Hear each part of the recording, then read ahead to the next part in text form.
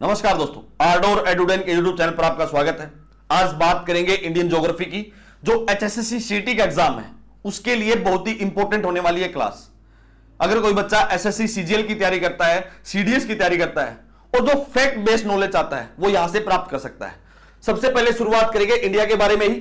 जो इंडिया का लैटिट्यूड है और लॉन्गिट्यूड एक्सटेंट है।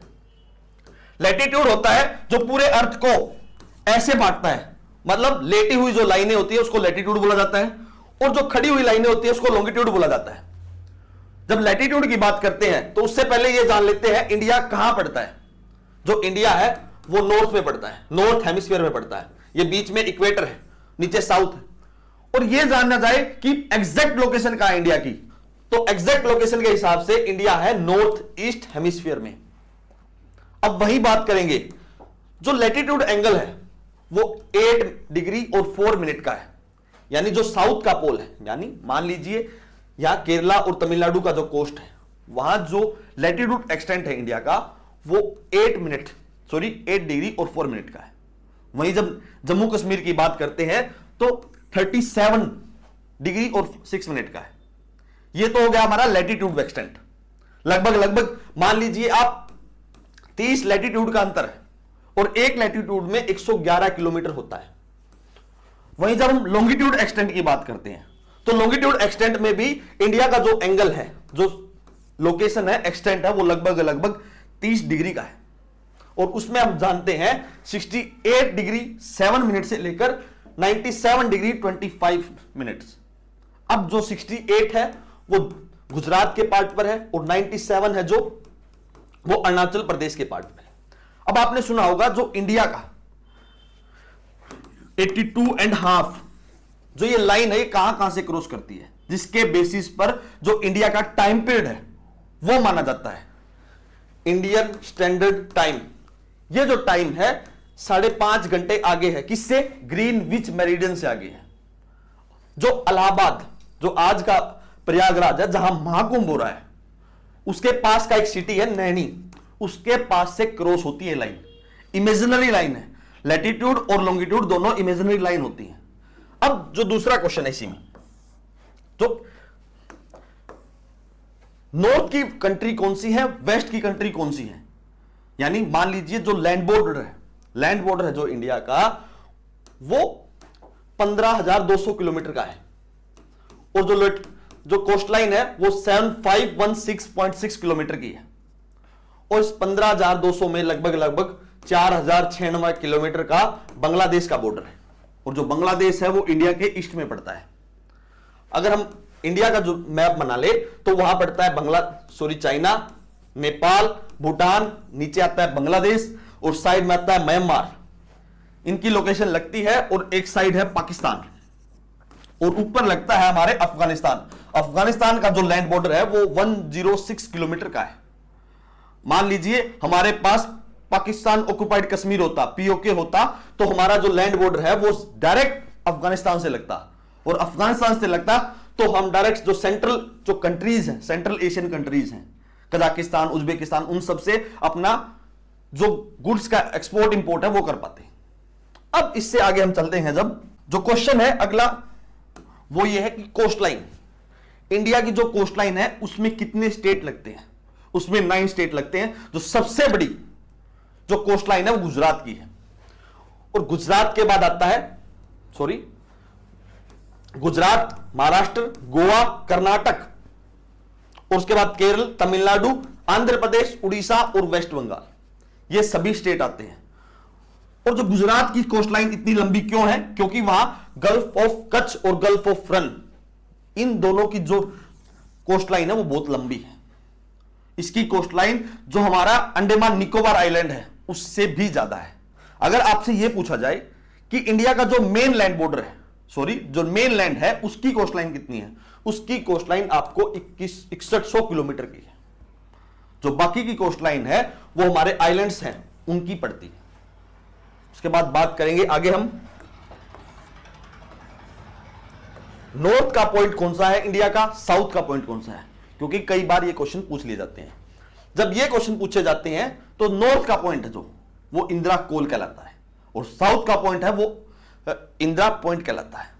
आप ये देखिए, इंदिरा पॉइंट होता है साउथ का, ये देखिए, और किबुतु ये अरुणाचल प्रदेश का पट्टा है जो हमारा ईस्ट में है, और गुहार माटा जो वेस्ट का पार्ट है, वेस्टर्न मोस्ट पॉइंट है।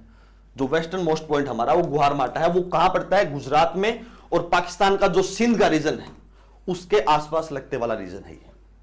अब हम जो अगला पार्ट है इसी में हम डिस्कस करेंगे इंडिया की शेप क्या है। इंडिया की शेप क्वाड्रिलेटरल है, आप सभी को पता है। 4 लाइनें बनती हैं, 4 कॉर्नर बनते हैं। एक जो कॉर्नर है वो जम्मू कश्मीर का है, दूसरा है गुजरात का, और एक साइड हमारा नॉर्थ ईस्ट, और लास्ट जो साउथ में है वो है केरल और तमिलनाडु। ये सभी स्टेट हैं, ये कॉर्नर टाइप स्टेट बन जाते हैं। उसके बाद जो अगर एरिया की हम बात करते हैं तो एरिया कितना है इंडिया का? इंडिया का जो एरिया है वो 32 लाख स्क्वायर किलोमीटर है एट लॉस्ट। मान लीजिए जो अप्रोक्सीमेटली कहा जाता है वो 32 लाख स्क्वायर किलोमीटर है, 7th लार्जेस्ट कंट्री है। और इंडिया की जो लोकेशन है वो स्ट्रेटेजिकली बहुत इंपॉर्टेंट है, क्योंकि इंडियन ओशियन में पड़ता है, और इंडियन ओशियन में पड़ने के कारण उसकी स्ट्रेटेजिकली इंपॉर्टेंट इसलिए बन जाती है 80% वर्ल्ड का कोल इंपोर्ट और एक्सपोर्ट वो यहीं से होता है, इंडियन ओशियन से। इस वजह से जो इंडिया की लोकेशन है वो इतनी स्ट्रेटेजिकली इंपॉर्टेंट है। और जो चाइना है वो बार बार कोशिश कर रहा है कि हमारी जो इंडियन ओशियन में हमारी पैठ बन जाए। इसी वजह से वो श्रीलंका के साथ टाई अप करता है, पाकिस्तान के साथ टाई अप करता है, बांग्लादेश के साथ टाई अप करता है। ये जो सभी रीजन्स हैं इसकी वजह से। अब हम आगे चलते हैं तो इससे बात करेंगे जब, अब ये जान लेते हैं कि जो पाकिस्तान से कितना बॉर्डर लगता है। पाकिस्तान से बॉर्डर की बात करते हैं 3323 किलोमीटर का बॉर्डर लगता है हमारा। और वहीं चाइना से बात करते हैं तो 3488 किलोमीटर का लगता है। मैंने आपको बांग्लादेश का बताया 4096 किलोमीटर का लगता है। वहीं हम नेपाल की बात करते हैं 1751 किलोमीटर का लगता है। उसके बाद भूटान 699 लगभग 700 किलोमीटर का बॉर्डर लगता है, और म्यांमार के साथ 1643। अब सबसे ज्यादा जो लैंड बॉर्डर लगता है वो सबसे पहले लगता है बांग्लादेश, उसके बाद चाइना, देन पाकिस्तान। और पाकिस्तान के और इंडिया के जो बीच का लैंड बॉर्डर है उसको रेड क्लिफ लाइन बोला जाता है। पाकिस्तान और जो अफगानिस्तान है उसके बीच का लैंड बॉर्डर को बोला जाता है डुरंड लाइन। और जो पीछे भी तालिबान और पाकिस्तान के बीच में इशू था वो इसी को लेकर था कि वो लोग कह रहे थे हम डुरंड लाइन को नहीं मानते। Line of actual control, line of control, जो लाइन ऑफ कंट्रोल है वो पाकिस्तान के साथ लगती है, और जो लाइन ऑफ एक्चुअल कंट्रोल है वो चाइना के साथ लगती है। मैकमोहन लाइन आप सभी ने सुना होगा। ये जो लाइनें हैं ये बहुत इंपॉर्टेंट रहती है। अब आपके लिए क्वेश्चन है, जो इंडिया और पाकिस्तान के बीच में एक 24 डिग्री पैरेलल एक लाइन जाती है, वो कहां से जाती है? दूसरा क्वेश्चन, जो 23.5 डिग्री ट्रॉपिक ऑफ कैंसर है वो इंडिया के 8 स्टेट्स में जाती है। सबसे पहला जो स्टेट है वो गुजरात है, ये देखिए गुजरात है। गुजरात के बाद आता है राजस्थान, और उसके बाद मध्य प्रदेश, उसके बाद छत्तीसगढ़, झारखंड, वेस्ट बंगाल, त्रिपुरा और मिजोरम। त्रिपुरा और मिजोरम भी 2 स्टेट हैं। और ये आपसे क्वेश्चन पूछ लिया जाए, सबसे नजदीक जो सिटी है वो एक अगरतला है और एक यहां भोपाल है, जो सबसे नजदीक ट्रॉपिक ऑफ कैंसर के आसपास लगती हुई सिटीज है। एक क्वेश्चन ये रहता है, यहां जो माहिक जो रिवर है वो इंडिया के ट्रॉपिक ऑफ कैंसर में 2 बार काटती है। 2 बार इसलिए काटती है, वो एक बार मध्य प्रदेश से निकलकर राजस्थान की तरफ जाती है, और राजस्थान से निकलकर दोबारा से गुजरात होते हुए वो गल्फ ऑफ खंबात में जाके गिरती है। इस वजह से वो 2 बार काटती है। और इक्वेटर और ट्रॉपिक ऑफ कैप्रिकॉर्न पे कौन सी रिवर है जो 2 बार काटती है, वो आपको कमेंट बॉक्स में आंसर देना पड़ेगा। उसके बाद बात करते हैं स्टैंडर्ड टाइम जोन, मैंने आपको बताया है, और 2 टाइम जोन की हमारे यहां रिक्वायरमेंट रहती है। एक दूसरा जो टाइम जोन की रिक्वायरमेंट है वो चाय बगान टाइम जोन है। वो कहां है? वो असम की तरफ से मांग की हुई है, नॉर्थ ईस्ट की जो कंट्री है वहां से मांग आती है, सॉरी सिटीज है। पॉलिटिकल मैप इंडिया का क्या है? पॉलिटिकल मैप इंडिया का 28 स्टेट है और 8 यूनियन टेरिटरी है। अब आप बोलोगे 8 यूनियन टेरिटरी कैसे हैं? जो दमन एंड दीव है, दादरा एंड नगर हवेली, इन दोनों को मिलाकर एक ही यूनियन टेरिटरी बना दिया गया। अब उसके बात करते हैं हम आइलैंड्स की। इंडिया के अंदर कौन कौन से आइलैंड है? इंडिया के अंदर 2 इंपॉर्टेंट आइलैंड है जिसकी स्ट्रेटेजिकली बहुत इंपॉर्टेंट है। सबसे बड़ा आइलैंड है Andaman Nicobar group of island, और इस ग्रुप ऑफ आइलैंड में लगभग आपको 836 आइलैंड देखने को मिलते हैं, लेकिन जो लाइफ पॉसिबल है वो सिर्फ 36 के आसपास ही है। और उसी के साथ जो लक्षद्वीप आइलैंड है उसमें भी आपको 500 से ज्यादा आइलैंड मिलेंगे, लेकिन जो लाइफ है वो बहुत कम आइलैंड्स पर पॉसिबल है। लक्षद्वीप आइलैंड और मालदीव्स दोनों आसपास लगते हुए रीजन्स हैं। अब आप बोलोगे कि जो 10 डिग्री चैनल है, 8 डिग्री चैनल है, 9 डिग्री चैनल है, वो कहां से क्रॉस होता है?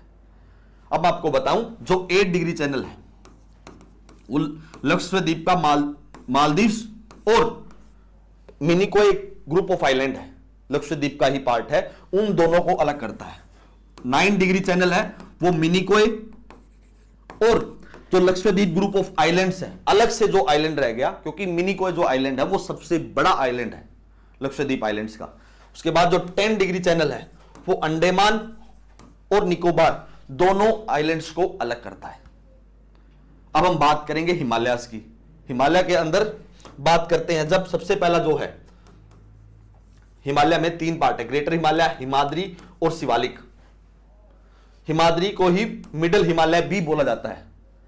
एक क्वेश्चन आता है ट्रांस हिमालय। ट्रांस हिमालय में कौन कौन से पार्ट हैं?